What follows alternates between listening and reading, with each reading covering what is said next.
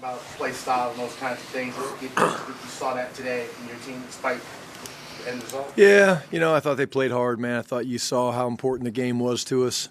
I thought, you could feel the hitting, and really pleased with the way we ran the football today. And, this group, I've never doubted that with them, though. It's always been a group that they're going to answer the call, they're going to play hard. And I just told them, I said, hey, look, I'm proud of you guys. I'm disappointed in the way the season turned out. We didn't clearly win enough games, but every week they laid it on the line, and I'm proud of them for that.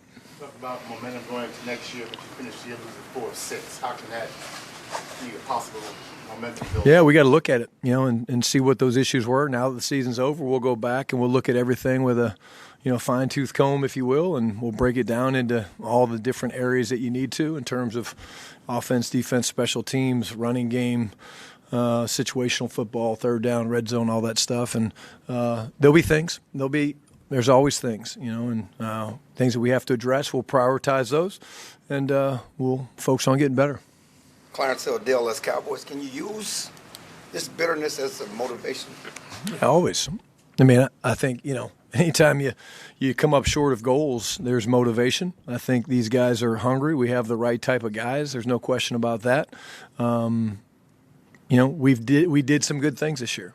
We just got to figure out the things that we need to improve and address those issues and coach those things up better. But always, and it's a long season, and we'll start the process immediately, though, of trying to figure out the areas that we can improve. You already talked about first thing Monday morning, that your mindset, we got to get and make a lot of changes and make decisions on changes, coaches, players. Is that your mindset? Yeah, it starts immediately. There's no time where, you get into it. I'll study the film tonight and look at it on the way back, and then we'll have the exit interviews. We'll go through the process. I love that process. I think that process is important, where you talk to the players, you talk to the coaches, you evaluate everything. And I think, like I said, there'll be some very clear things that we need to address. So much been talked about Eberflus in the defense. Can you just assess how he's done, and what do you want him back at this point? Yeah, I think at the end of the day, as you look at the way the game went today, we put him on a short field, and the time of possession got kind of flipped around. But, again, we're going to look at everything. And, at the end of the day, we didn't win enough games. And that starts with me. I'm responsible for that. And that's where we'll start. Ryan Todd Archer with ESPN. You mentioned you'll prioritize things in your mind. What are the priorities for this team? Again, I think there's going to be a number of them. But, again, at this time, I'm going to, think about the guys in that locker room. I'm going to go love on them some more and tell them how much I care about them, because I appreciate how much they put into this season. And then, we have time to get into that. And like I said to Clarence, we're going to start that on the plane. And but there's a number of issues that we need to address, and we'll do that. Yeah, second quarter stretch there where they were backed up. Murray got a penalty, remained on the field. There were other times where defensive guys, linemen, Solomon Thomas came off after penalty. Other guys came off after penalty. Kenneth stayed on the field. Yeah, the big thing is when it's a combative penalty like that, Todd, you can't see exactly like what happened and what, was it real? Like, was it him? Was it something that maybe we didn't see? So the jumping off sides and stuff like that, that's an immediate, hey, come on out. We do it in practice, actually, but we didn't have a great shot of it, quite honestly, of what happened over there on their bench. John Michaud with The Athletic. Kind of on those defensive penalties, though, late hits, hit to the head on a sliding quarterback, things like that.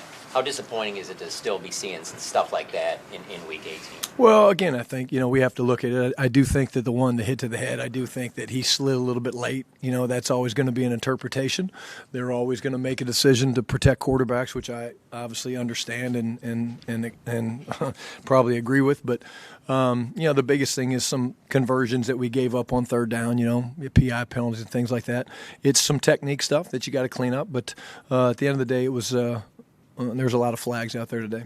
And then the plan with Dak, was this it all along to pull him at half, or did it have anything to do with the way that the game was going? No, it was kind of the plan. We weren't sure. We were going to evaluate as we went. We said we wanted to, play to win the game, and certainly thought we could win the game with Joe. We felt like we could do that, but this was kind of what we had planned. And I didn't say, it had to be at halftime. It could have been before that. It could have been a little bit after that. But just, wanted to get Joe out there and see how he did. Nick Harris, Fort Worth Star-Telegram.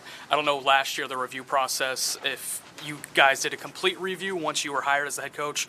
Is this the second time you'll be going through this, or is this still kind of the end of your first year putting this process together? And if it is, what does that look like for you differently? No, it'll be different. I mean, last year you're scrambling to put together a staff, and you're starting really, you're starting to build everything. This is different. I mean, you've got, basically almost a year, almost a full 12 months under your belt to evaluate everything. And when I say everything will be evaluated, everything will be evaluated. And that's, coaches, players, personnel, situational stuff, all that stuff. And again, I think I feel great about the young men in that locker room and where we can take this thing. And Jadeveon Clowney's performance today. Incredible. Incredible. No one should be surprised by that. I think he had 3 sacks. I thought he was great. I thought Jaden Blue ran extremely well. I was really proud of him, getting his first touchdown. Phil gets his first touchdown. Shamar James. We saw some young guys play, which is kind of what we wanted to do as well. And again, going back to Jadeveon, incredible. Are you working on a mental timeline as far as getting the big decisions made? No. I think you just go through the process. And I think, when you go through the process, my belief is it becomes very clear, what you want to do and what you need to do. And, I don't think you rush into any of these decisions. I think, you got to go through the process and you got to do the work. And the work is not easy. The work is tedious. And we're going to be working just as hard, over this week and the next, 10 to 12 days to get through all that stuff, just so we feel good about everything. Tommy Yar, DallasCowboys.com, you mentioned just enjoying the process in general. What is it about the process that you've learned over the years that you've grown to enjoy? How much better you can get. The amount of improvement that can be had. I mean, when you're in year one, you're going through the process and you think what it's going to look like, and certainly things change and adjust. But again, I'm excited because when we work as hard as we're going to work, we're going to find answers and we're going to find solutions and we're going to find things that gets us where we need to get going. And so, that's why I believe so much in work ethic and all that, because I think you can uncover a lot of those things that you need to do. And again, there's going to be a laundry list of those things, but you got to prioritize them. And that's where I think we'll be great. And then I know it's still a ways away, but when that process is over, what are you going to have to be looking in the mirror yourself saying or being at in terms of just having the mindset of, okay, we are headed in the right direction? What does that look like in your mind? Yeah, again, I think that's a thing that I'll kind of know as we get going into the off season, probably, and as we start making some moves and, personnel things and stuff like that. But it's ongoing, man. I mean, if you win a Super Bowl, if you make the playoffs, you're always doing that. This is no different. Are we disappointed we didn't win today? Absolutely. But at the same time, we're going to go through the process. We're going to uncover some things, and that's a big part of what we need to do over these next 12 days. Bobby Belt, 105 through the fan. You've talked about the midnight rule this year.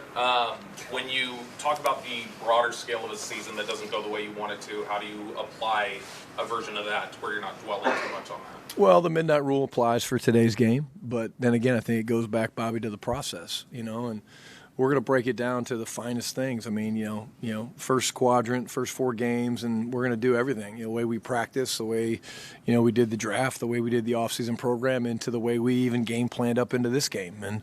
And, there's no such thing when you get into an offseason in terms of, as you're evaluating everything, there is no midnight rule. But then again, you don't have the time. Where the midnight rule originated was you got to move the hell on because you got another opponent coming in the next week, in 5, 6, 7 days, whatever it is. This one, we've got some time, and we're going to roll our sleeves up and get back to work and figure it out. Yeah. Tim Kalishaw, Dallas Morning News. Right after the Kenneth Murray penalty, Todd mentioned, it looks like you're going to sack Jackson Dart. He turns a flip pass, 30-yard touchdown to Bellinger, missed tackles. When you see a play like that, what are you thinking? Yeah. Again, it was a big play in the game for sure.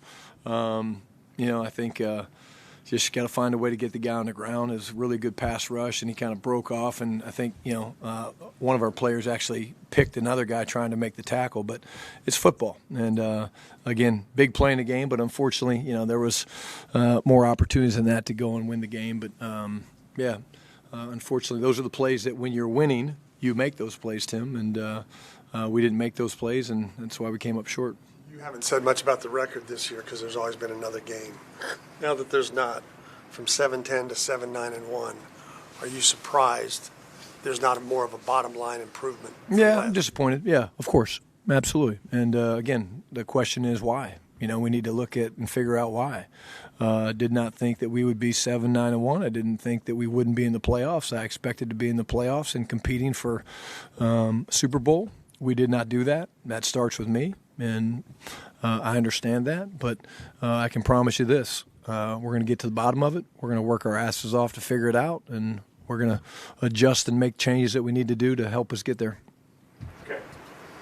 Ever Merrill, AP. Brian, what were some of the issues that you were concerned about on the defense today? And were they kind of consistent with the season all along? Yeah, again, I think, we did get some sacks. I think we got him 4 sacks in the game. Clowney, again, was incredible. And he's an athletic guy. Jackson moves around and makes plays. And I do think third down was an issue again today for us. Got to get off the field on third down. And unfortunately, we didn't do that. We weren't very good on offense with third down either. But those were probably the 2 things that, kind of jumped out at me was – just, again, not getting off the field on third down. And, we gave up a couple explosives in the run game. Is that kind of consistent with the season, too, the third down? Yeah, I think so. Yeah, for sure. And, again, I think the last couple weeks we've been better in the red zone on defense, but third down's been kind of a little bit of our Achilles heel. And, those are big plays because there's momentum and you get a chance to give the ball back to your offense, and hopefully you can, swing momentum. And when you don't get those are hard. Been an assistant coach before, so you understand the stresses, making sure, hey, I'm coming back next year with my family. How soon do you want to get your staff set up for next year? Yeah, again, exit interviews with the players all day tomorrow, all day Tuesday. I think, again, that's so important. These guys work their asses off all year, and they've got great insight and great input for us, and there's nothing out of bounds. I mean, they can say, hey, you were the worst head coach I've ever seen in my life, I've ever been around, and that's not going to hurt my feelings. It's not. I want to know. I'm going to ask why. If they feel that way, I'm going to ask why so I can fix it. And then get Wednesday and Thursday, we'll get into the, coaches' exit interviews, same type thing. Ask them, their opinion. I think there's so much incredible value in listening to your people. I've got thoughts, right? Jerry has thoughts. We all have thoughts. You guys have thoughts. But, you have a chance now to slow down, take a deep breath, and ask probing questions to get to the bottom, to get to what I would say the real answers are. And then once I say you have that laundry list of things, you got to prioritize those things. You get a higher draft pick with this loss. Is any positivity in that at all? Or are you No, too early? not for me. No, I wanted to win the game.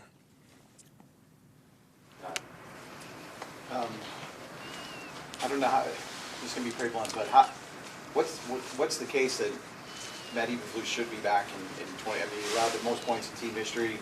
Team scored on every other possession against you during the course of the season. What's the case for him to come back?